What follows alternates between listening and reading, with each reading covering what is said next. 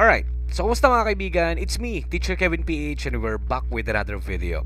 So ngayon, meron lang akong gustong ibahagi, especially sa mga nagsisimula sa pagre-repair ng mga laptop, ng mga computers mga kaibigan. So dito, marahil nakita nyo na rin sa Facebook or sa iba pang mga platforms, especially kapag mahilig tayo nagsa-search ng mga about repair.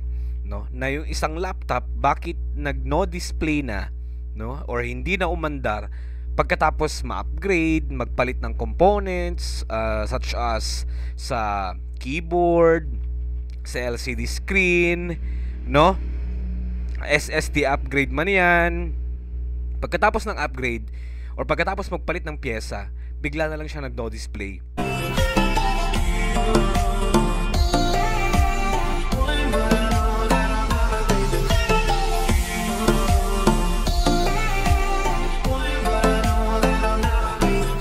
Dito mga kaibigan, isa lang yung nakikita natin na main reason. That is, nakaligtaan nung taong nagbukas or nag-upgrade ng laptop na hindi niya na-disconnect yung battery.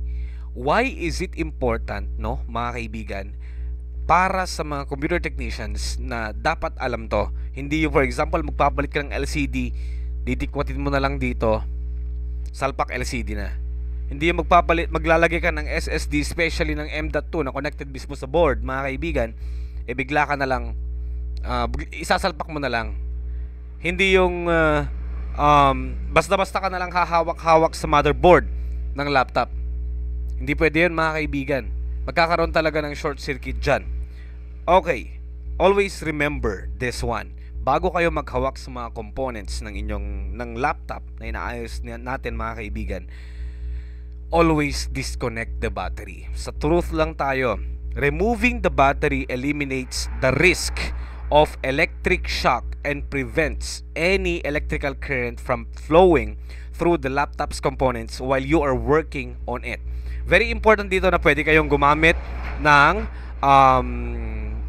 anti-static gloves or pwede rin yung anti-static wrist strap mga kaibigan para maging safe lang. Sa atin, wala tayong anti-static gloves, wala tayong anti-static wrist straps, pero kapag may binubuksan tayo, ang unang-unang ginagawa natin is removing or disconnecting the battery.